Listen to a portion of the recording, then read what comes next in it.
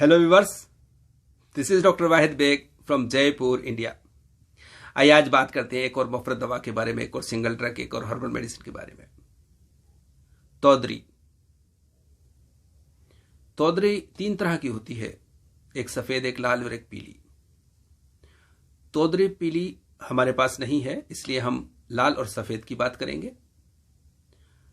जब ये दोनों तोदरी को हम एक साथ बोलते हैं तो हम इसको तोदरैन बोलते हैं, यानी कि 2 तरह की तोदरी। तोदरी का मिजाज गर्म व तर होता है। इसकी मिकदार खुराक 6 ग्राम से लेकर के 10 ग्राम तक खाई जा सकती है।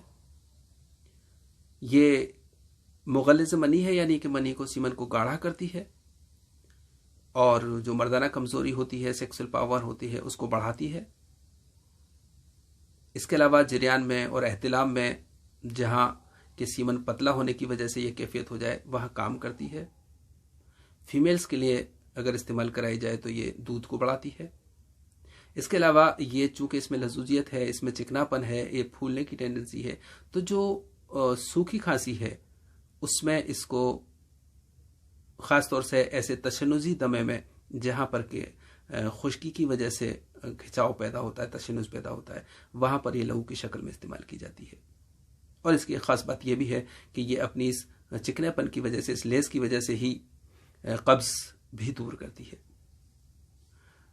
तो इसके कुछ नुस्खों की बातें करेंगे हम, लेकिन पहले आइए देखते हैं, प्रैक्टिकली देखते हैं, समझते हैं, आइडेंटिफाई करते हैं तोदरी लाल और तोदरी सफेद को। ये देखिए व्यूअर्स, तोदरी सफेद। ये सफेद का मतलब पूरी तरह सफेद नहीं है, कंपैरेटिवली निस्बतन सफेद है ये। और ये जो सफेद तोदरी होती है ये चपटी होती है, यानी फ्लैट होती है। आप देख सकते हैं, इसको गोल होती है और फ्लैट होती है, ये चपटी होती है। तो ये तोदरी सफेद, मथोलियन काना, और ये तोदरी लाल। इसका कलर थोड़ा सा मैरूनिश है, ब्राउनिश, डार्क ब्राउन कह सकती हैं आप, लेकिन इसको लाल कहा जाता है क्योंकि डार्क कलर है इसका। दूसरा, ये थोड़ी सी ओवल होती है, यानी अंडाकार।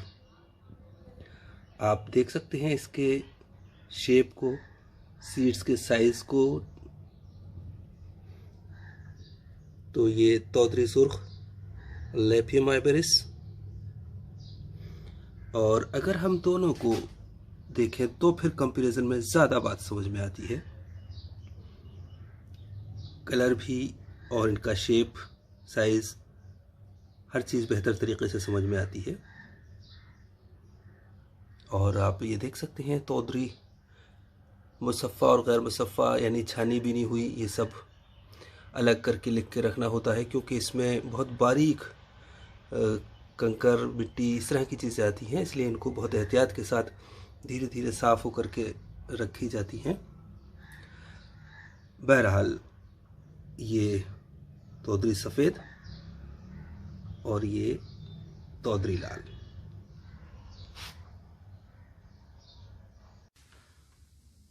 तो डियर व्यूअर्स, अभी आपने देखा तोदरैन, यानी दोनों तरह की तोदरी, लाल और सफ़ेद, और आइडेंटिफाई भी किया, इसको पहचान भी हो गई इसकी। तोदरैन को इस्तेमाल करने का एक सिंपल सा तरीका तो ये होता है कि दोनों तोदरी या कोई एक तोदरी हम वजन बराबर की शक्कर के साथ पीस ली जाए और उसके बाद उसमें से 10-12 ग्राम तोदरी का सफूफ, ये पाउडर, रोज सुबह दूध के साथ खाया जाए। यह जरियान, एहतिलाम या मनी का पतलेपन के लिए एक अच्छा नुस्खा है, एक अच्छी दवा है। लेकिन एक नुस्खा और होता है जो जाहिर सी बात है दूसरी दवाएं इसके साथ होती हैं तो वो मोर पोटेंट हो जाता है, ज़्यादा प्रभावी हो जाता है, ज़्यादा इफेक्टिव हो जाता है।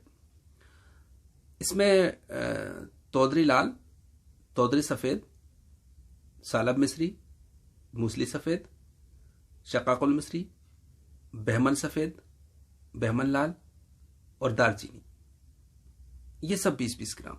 हाँ, सिंघाड़ा खुश्क 20 ग्राम।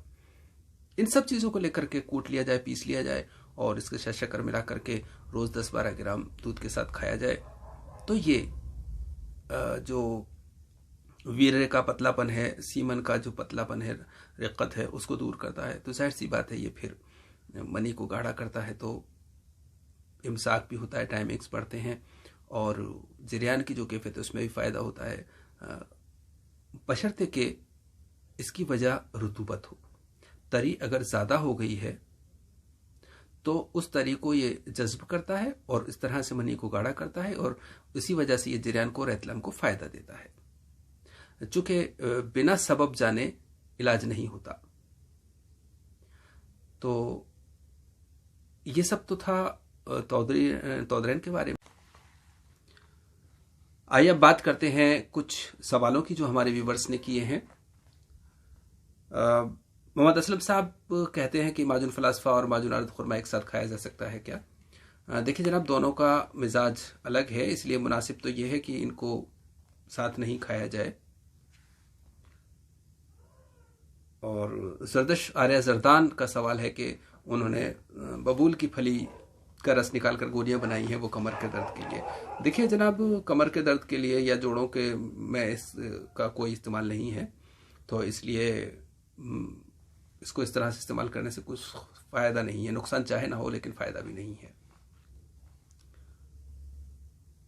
मोहम्मद हसन साहब का सवाल है कि आँख का दूध, आँख या आँखोटा या उश्र का दूध किस तरह से हासिल किया जाता है? देखिए सिंपल सा तरीका तो इसका यह है कि जो दरख्त होता है, आँख का पौधा होता है, उसके जो छोटी छोटी बारीक डालियाँ होती हैं उनको तोड़ा जाए और तोड़ने से वो दूध टपकता है और उसको एक बोतल में इकट्ठा करते जाएं, धीरे धीरे उसके पत्तों को तोड़ते हैं तो उसमें से भी इसके हर पार्ट में से दूध निकलता है। एक तरीका तो ये है, लेकिन एक दूसरा तरीका और जो है जो थोड़ा मुश्किल है लेकिन ज़्यादा दूध मिलता है।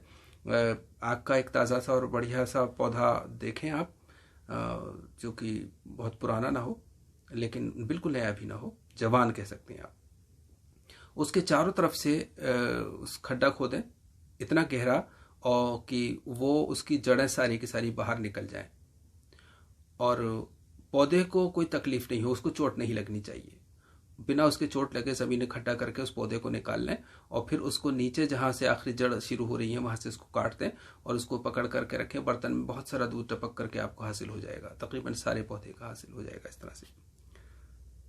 और आदिल मंसूरी साहब का एक सवाल है वजौल मफासिल के बारे में। देखिए ये इस तरह के अमराज हैं जिनको कि इस तरह से छोटे मोटे नुस्ख़ाजात से या इस तरह से इस्तेमाल नहीं किया जा सकता, बाकायदा तौर पे किसी भी माहिर तबीब की ज़रूरत होती है। तो मैं सलाह दूंगा कि आप अपने आसपास किसी भी तबीब की राय लें, उनसे इलाज करवाएं।